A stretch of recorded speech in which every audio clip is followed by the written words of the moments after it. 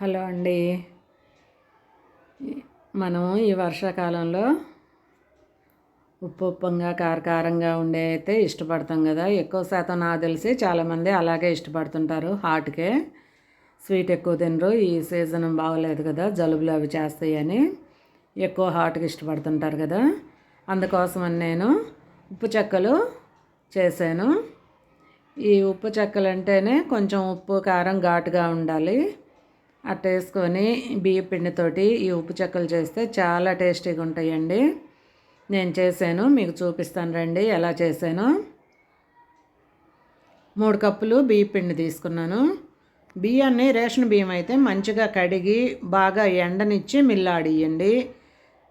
బాగా ఎండితేనే పొడి పిండి అయితేనే బాగుంటుంది ఉప్పు చెక్కలకి, తడిపిండి వేయకూడదు.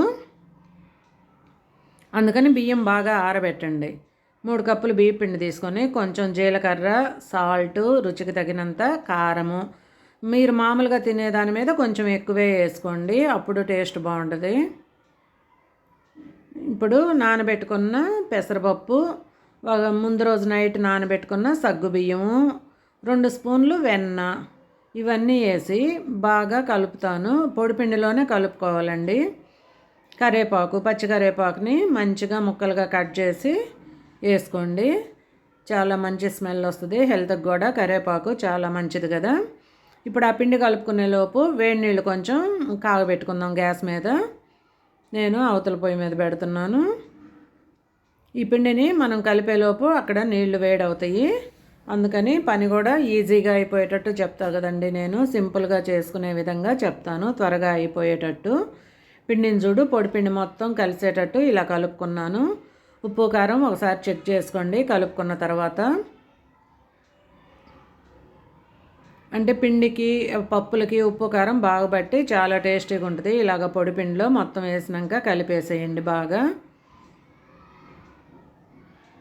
వీడియోని చివరి వరకు చూడండి. వీడియో నచ్చితే సబ్స్క్రైబ్ చేసుకోండి. వీడియోని చూసేవాళ్ళు ఫస్ట్ లైక్ చేసి వీడియోని చూడండి. ఇప్పుడు వేడి నీళ్ళు గోరువెచ్చగా అయితే చాలు, మరీ బాగా తెరలబల్లేదు నీళ్ళు. ఇంకా హాట్ వాటర్ని పిండిలో కలిపి, ఇప్పుడు చేయి పెట్టబాకండి, స్పూన్తో కలుపుకోండి. వేడి నీళ్ళు కదా, గెంటితోటి బాగా మొత్తం కలిసేటట్టు కలిపి ఒక రువ్వ చల్లారినాక ఇంకా అదిగో పిండి చూడండి అలా ముద్దలాగా వచ్చేస్తుంది. చూసుకొని కలుపుకోండి. వాటరు ఫస్టే మరిగిన వేసేయబాకండి. ఇంక పిండిని బాగా ఇలాగా కలుపుకున్న తర్వాత చిన్న చిన్న ఉండలు చేసి పెట్టుకుంటున్నాను. చిన్న చిన్న ఉండలు చేసి పక్కన పెట్టుకొని ఈలోపు బాండలు గ్యాస్ మీద పెట్టేసి నూనె పోసి పెట్టుకుంటే మనం అవి చేసేలోపు ఇక్కడ ఆయిల్ కాగిపోతుంది. మీడియం ఫ్లేమ్లో పెట్టండి.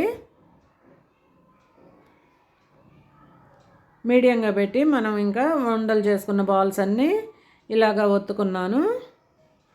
మీరు పూరీ ప్రెస్తో అయినా ఒత్తుకోవచ్చు, లేదంటే అడుగున సద్రంగా ఉండే బాక్స్ కానీ ఏదైనా చెమ్ము కానీ దాన్ని తీసుకొని ఇలా ప్రెస్ చేస్తే ఈ ఉప్పు చెక్కలు రెడీ అయిపోతాయి.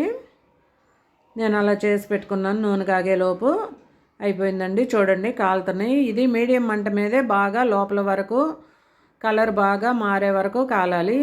ఇగో ఉప్పు చెక్కలు చేయటం చూపిస్తున్నాను చూడండి. ఒక తడి క్లాత్ తీసుకొని మనం ఉండలు చేసుకున్నవి అలాగ పెట్టుకొని పైన క్లాత్ మడిచి ఇలాగ ఒత్తేసుకుంటే ఉప్పు చెక్కలు రెడీ అయిపోతాయి. చూడండి, పూరి ప్రెస్లైనా ఒత్తుకోవచ్చు, ఇది కూడా ఈజీ మెథడు కొంచెం కాబట్టి నేను ఇలా చేస్తున్నాను. చూడండి ఎలా రౌండ్గా వచ్చినాయో. తడి క్లాత్ మీద వేసుకోండి.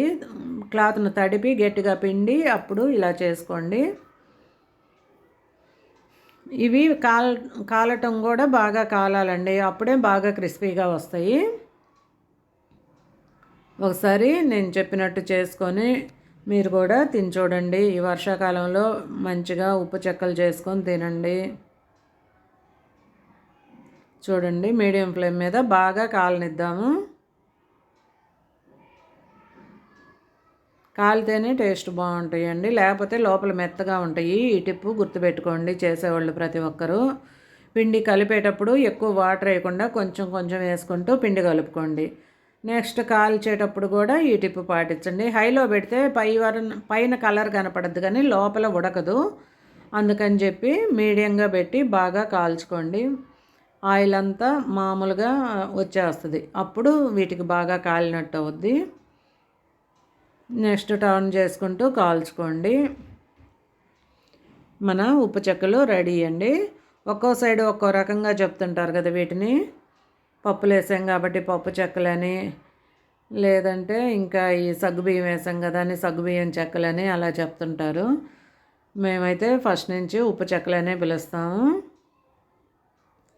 కానీ టేస్ట్ అయితే చాలా బాగుంటాయండి. ఒకసారి ట్రై చేయండి తప్పకుండా. చూడండి బాగా మంచిగా కలర్ వచ్చే వరకు కాలనివ్వండి మీడియంగా పెట్టి. నేను అన్నీ ఈ విధంగా చేసి పెట్టుకున్నాను. చాలా టేస్టీగా వచ్చినాయండి. మనం ఇంట్లో కొంచెం మంది ఒకరు ఇద్దరు ఉన్నా కూడా ఒక 2 కప్పులు పిండి వేసుకొని ఇలా